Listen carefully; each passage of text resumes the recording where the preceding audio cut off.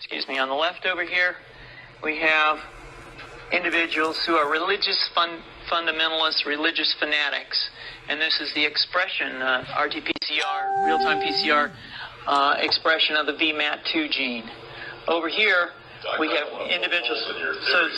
So let me complete. So over here, we have individuals who are not particularly fundamentalist, not particularly religious, and you can see there's a much reduced expression of this particular gene, the VMAT2 gene. Another evidence that supports our hypothesis for the development of this approach.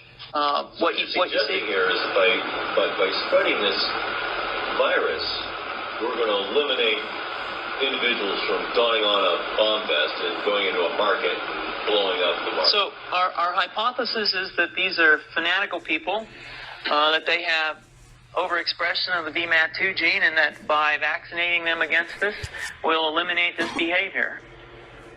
So we have some very, very remarkable data in this next slide. Here we have two brain scans. These are fMRIs. These are two different individuals with different levels of expression of VMAT2. On top is an individual who's a religious fanatic, an individual, and we've repeated this numerous times, that has high levels of VMAT2.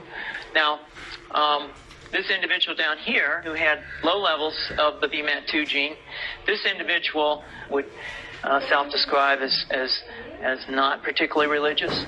In each case, these individuals were read a religious text. This individual lit up the right middle frontal gyrus, shown here, and that's the part of the brain that's associated with theory of mind. It's a part of the brain that has to do with intents and beliefs and desires.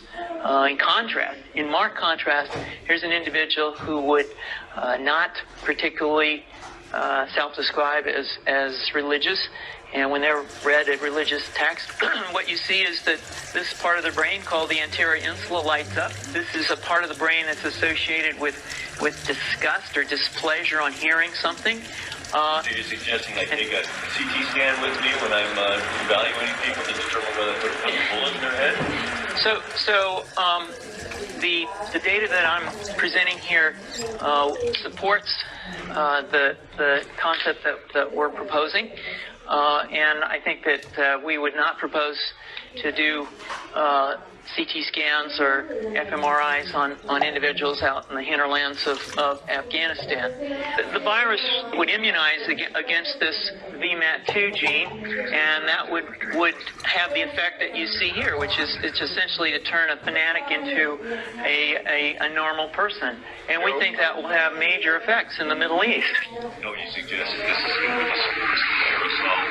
Well, so the present plan and the tests that we've done so far have used respiratory viruses such as flu or rhinoviruses, and we believe that that's a satisfactory way to get the exposure of the largest part of the population. Most of us, of course, have been exposed to both of those viruses, and we're quite confident that this will be a very successful approach. This is fascinating.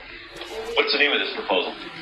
Yeah, so the name of this project is FunVax, which is the vaccine for religious fundamentalism. And you have a proposal already? The proposal has just been submitted, and I think that the data that I have shown you today would support the development of this project, and we think it has great promise.